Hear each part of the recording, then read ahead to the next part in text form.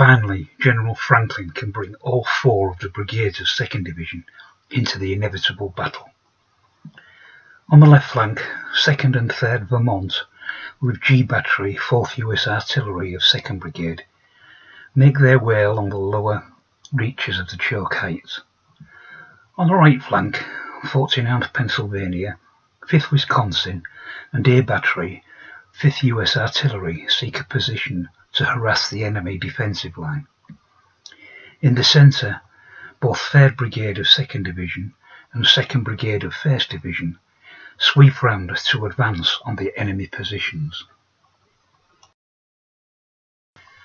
3rd Brigade of 2nd Division and 2nd Brigade of 1st Division on the move. A snapshot of the advance of the main attack force. The lower slopes of the Choke Heights are in the distance. The remaining 2 regiments of 1st Brigade advance along Morgan's Bluff. Brigadier Hancock is with them. In the distance on the lower slopes of Choke Heights can be seen units of 2nd Brigade.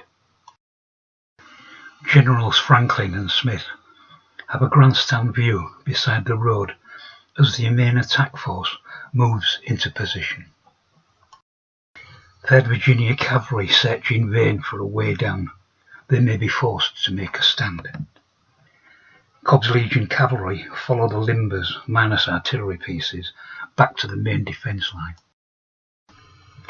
A head-on view of the Union advance. A tide of blue that just keeps on coming.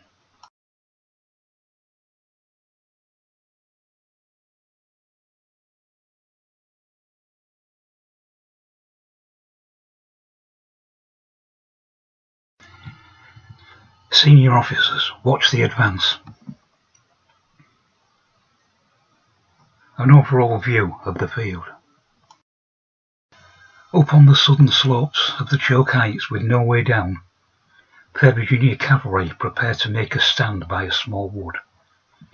The main defensive line consisting of just 6th and 12th Alabama, Stuart's Horse Battery plus the weakened Cobb's Legion Cavalry have little hope of halting the Union advance.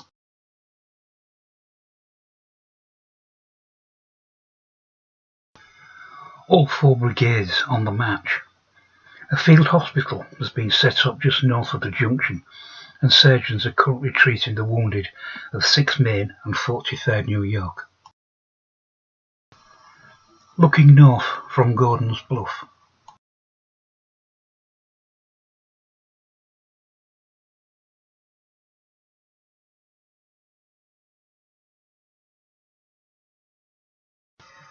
Not a pleasant view from the saddle of Cobb's Legion Cavalry. Looking west from the farmhouse. 1st US Cavalry of 2nd Brigade, 1st Division, lead the Union forces. All 4 brigades are now in view.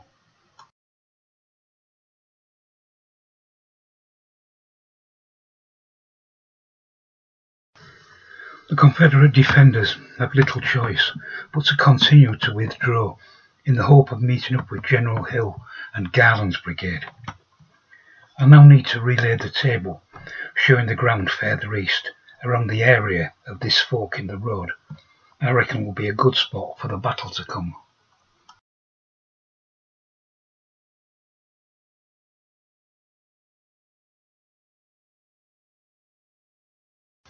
The fork in the Stockton Road that leads to Meehan. Choke Heights is in the background with the foothills of Morgan's Mount in front. Choke Heights dominate the road and the valley below. Too steep for man or animals to climb at this point. Looking west to the Dixon Farm.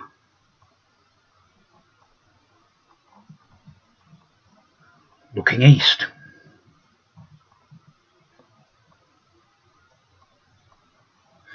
From the foothills of Morgan's Mount across to the Choke Heights. The Union Division continues to follow the withdrawing rebel force, knowing that they are getting ever closer to Crow Bridge. Once again the Confederate force forms up for battle, this time at the Dixon Farm. From the west, arrives Major General Hill with Hampton's Legion cavalry. Looking west along the Stockton Road, General Hill and the cavalry have ridden on ahead of Garland's brigade. The defended Dixon Farm and the Leeds elements of 2nd Division can be seen. The whole area south of the Choke Heights is suitable for moving and battling. 12th Alabama in position behind the farm fence.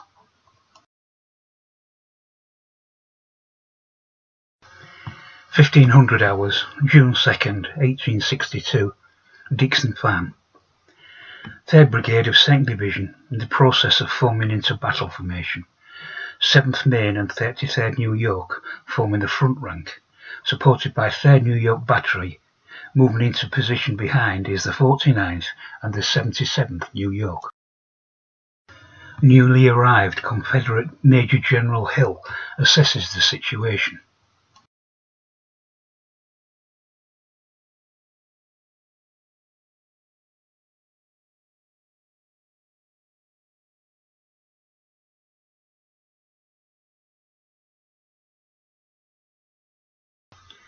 Sam Garland at the head of his brigade, with 2nd Florida and 2nd Mississippi leading. Daniel Hill realises his position is in great doubt. Just a single oversized brigade to stop 4 brigades of the enemy. He hurriedly scribbles a note to Brigadier Rhodes and Anderson, currently at Crow Bridge, informing them of the situation here and his grave doubts about being able to hold the enemy. If, as expected, he was forced to carry out a fighting withdrawal, they would be kept informed to allow them also to extricate their men from the bridge and not be trapped between 2 enemy forces. His intention was, as he reached Crow Bridge Clanfield Road crossroads, both brigades would then withdraw south towards Clanfield.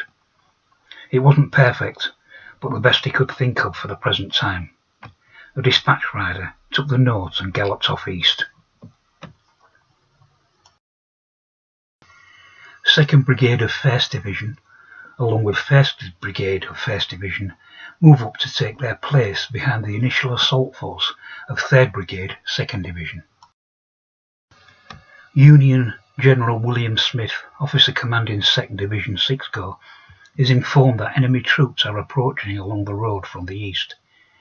He is keen to send in the first wave and push this blocking force out of the way before they can be reinforced. Artillery batteries open up and Union 3rd Brigade begin their advance toward the enemy line. First barrage by all 3 batteries, F Battery US Artillery on the flank of 12th Alabama, as well as counter-battery fire by 3rd New York Battery and Stuart's Horse Battery, all with indifferent results. Down at the bottom, Hampton's Legion Cavalry face off with the US 1st Cavalry, as the rest of 2nd Brigade 1st Division march forward to support their cavalry and attempt to flank the Confederate defences. F Battery engaging the flank of 12th Alabama as counter-battery fire can be seen in the distance. Hampton's Legion Cavalry rush forward to harry the enemy thrust in the open left flank of the defenders. The Dixon family made a hasty retreat from their farm, soon to be in the thick of the fighting. Confederate line with 12th Alabama nearest the camera. Union 3rd Brigade almost into musket range. Brigadier Sam Garland and his brigade hasten forward. Colonel Joseph Bartlett leads his 2nd Brigade 1st Division over the low hill on the enemy flank. Powder smoke in the valley as 2nd Brigade 1st Division press on nearest the camera. Most of the battlefield in view. 6th and 12th Alabama cause devastation in the ranks of the 33rd New York.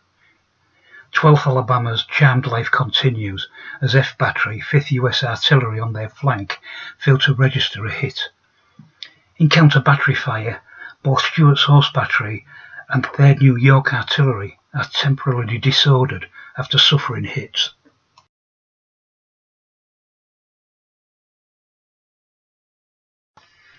View from behind the 12th Alabama, part of the Confederate defensive line.